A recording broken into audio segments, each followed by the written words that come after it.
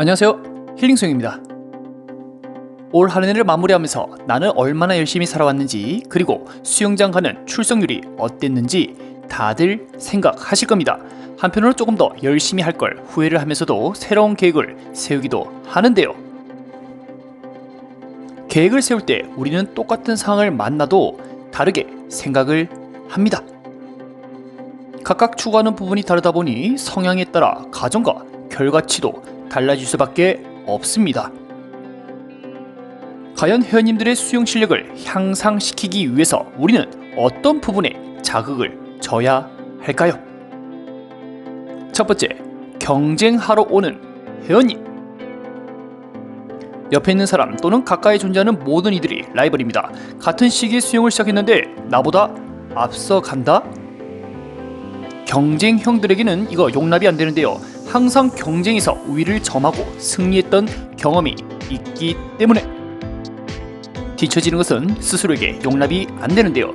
이런 분들이 과거 초중고 반대항 릴레이를 할 때마다 가슴 두근거림을 즐겨하며 운동신경도 꽤나 좋은 편입니다. 옆에 상대가 있을 때 더 강해질 수 있으며 이기기 위한 경쟁심이 수영을 잘하기 위한 동기부여가 됩니다. 오늘같이 양옆에 상대방을 붙이고 저병을 할 경우 평소보다 힘이 더 강해지는 경우가 있는데요.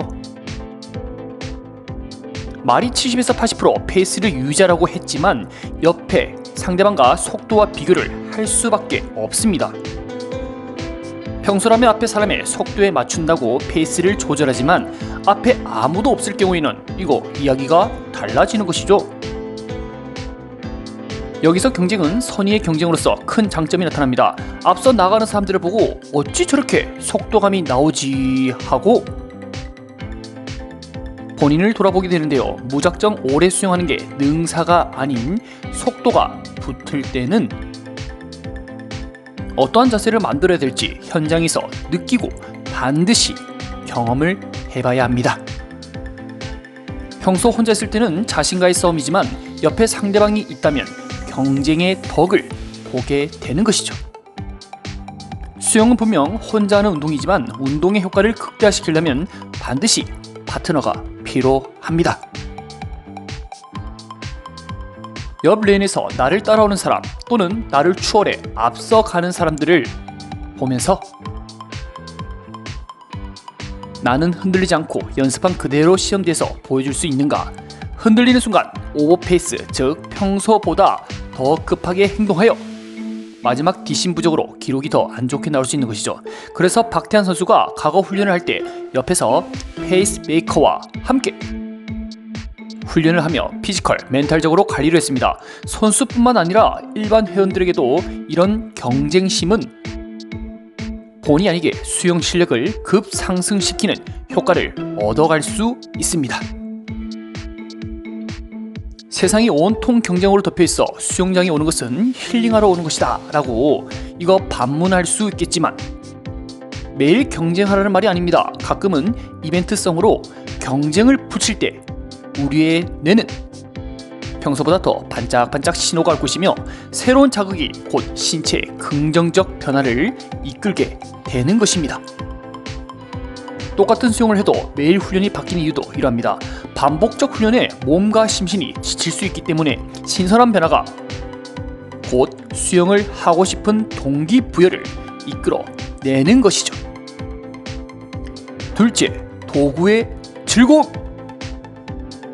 수영을 할 때 대표적 도구로서 오리발이 있는데요. 오리발은 보통 일주일에 1에서 2회 정해진 날에 하고 있습니다.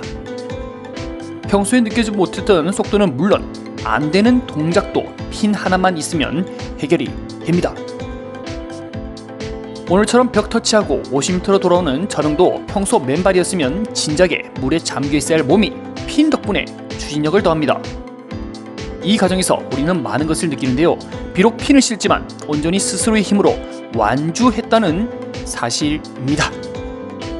앞서 경쟁을 통해 동기부여를 이끌었다면 지금은 완주가 목표인 사람에게는 자기 만족이 우선 되어야 합니다.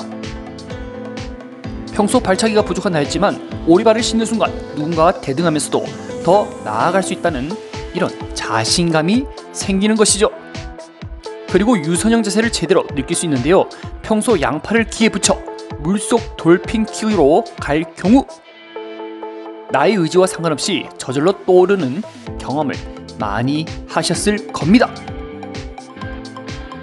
이게 앞으로 조금 가봐야 팔을 붙이는 게 좋은지 맛을 알 건데 그 전에 나가 떨어지니 이거 구별이 안 되는데요. 누군가는 이렇게 얘기합니다. 오리발 자주 신으면 실력 안 늘어요.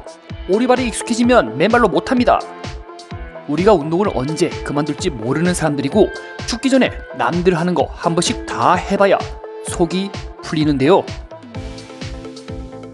발차기 될 때까지 하나만 죽으라 시키면 수영장에 다닐 사람 아무도 없게 됩니다.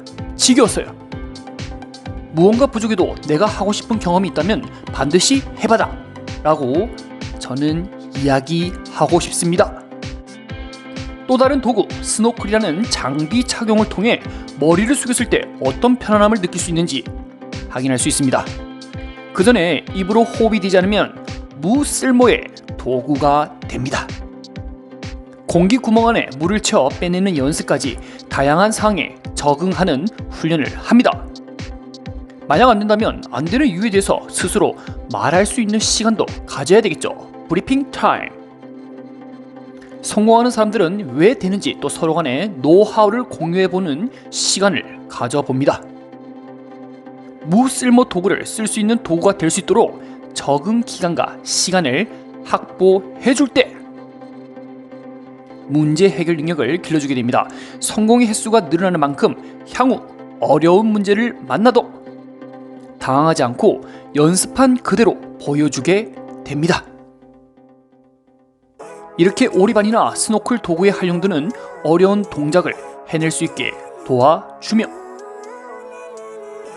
수영장의 출석률을 높여주는 효자 상품이기도 하는데요. 이런 효자 상품들이 방구석에서 수영장까지 인도를 하여 운동 수행 능력을 향상시켜 줍니다. 수영은 기술 훈련부터 도구 활용 그리고 뺑뺑이까지 각종 운동 능력을 끌어올려주지만 진짜 중요한 것은 수영장에 한 번이라도 더 물에 들어가 많은 시간을 물과 함께 하는 것입니다. 운동선수는 직업적 측면에서 생존이 걸린 문제라 강제로 수영장에 나와야 하지만 일반 회원 입장에서는 귀차니즘과의 싸움에서 본인이 얼마나 이길 수 있느냐가 관건이 될 수 있습니다. 결론적으로 도구의 활용도는 신체적, 정신적으로 수영의 실력을 상승시키며 출석률을 높이는데 큰 이바지 한다고 볼 수 있습니다.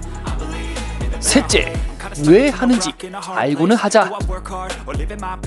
수영을 배울 때 항상 궁금증이 생깁니다. 강사 입장에서도 하루에 12번 궁금한 게 생기는데 회원 입장은 오죽 그럴까요? 우리가 지금 하고 있는 훈련이 어디에 도움이 되고 어떤 방법으로 하는지 알고 하는 것과 앞사람 출발하니 그냥 따라가자 하는 것은 엄청난 차이가 있습니다. 지금은 짧은 거리를 70에서 80% 강도로 무호흡 상태에서 물을 당기는데 중점을 두고 있는데요. 롤링을 제한하고 80%의 강도로 힘있게 나갑니다. 물론 이 중에서 어깨도 아프고 몸이 안 좋아 강하게 못하는 분들도 있는데요. 이런 분들은 본인이 버틸 수 있는 만큼 이런 것 하는 것이죠. 짧은 거리를 폭발적으로 움직여 도착 뒤 충분한 휴식을 부여합니다. 이 훈련은 우리의 근육 중에 순발력을 얻을 수 있는 속근 섬유를 단련하는 것입니다. 쉬는 시간 동안 근육은 원래의 좋은 상태로 회복이 되며 다시 빠른 속도로 속근 섬유에 자극을 주는 것이죠. 짧은 거리를 폭발적으로 움직인 다음 많은 휴식 시간을 부여하면 순발력이 생긴다는 사실. 여기서 많은 휴식 시간 기준은 30초에서 3분까지 몸 상태에 따라 다르기 때문에 설정을 잘하는 게 포인트입니다. 그렇다면 오랫동안 쓸 수 있는 근육은 무엇일까요? 지근섬유입니다.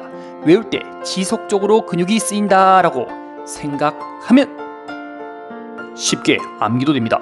지근섬유는 휴식 시간 없이 천천히 오랫동안 수영을 하면 근지구력이 성장하면서 지근섬유가 발달되는 것이죠. 이처럼 우리가 하고 있는 게 속근섬유를 발달시키느냐, 지근섬유를 발달하느냐. 이 정도만 알아도 최소한 노동이 아닌 똑똑한 운동을 하고 있는 셈이죠. 숨이 턱까지 차올라도 지금 고통이 나의 스피드를 향상시키니 조금 참자. 더 차가면 충분히 쉴 수 있잖아. 이렇게 동기부여가 되어 운동 수행 능력은 발전하는 것입니다. 결론적으로 육체적으로 힘듦이 그 정당성을 부여할 경우 해야 할 이유가 생기는 것이며, 우리의 몸에 발달하는 정도와 예상을 어느 정도 맞출 수 있게 되는 것이죠. 수영을 하면서 기술과 지식을 채워나가면 세상 두려울 게 없습니다. 내가 하는 자세가 나에게 어울리는 동작이라면 스스로에게 자신감을 가지세요. 누구나 어깨와 무릎 관절, 허리가 다 좋지는 않습니다. 오히려 아픈 사람이 더 많죠. 내가 이 동작을 했을 때 아프지 않는 기준, 그리고 과하지 않는 선에서 자세를 만들고 건강하게 오래 하는 수영이 여러분들에게 좋은 자세가 될 수 있습니다. 자신의 몸 건강에 귀를 기울이기 위해서는 결국 많이 알고 접근해야 하겠죠. 오늘 영상은 여기까지입니다.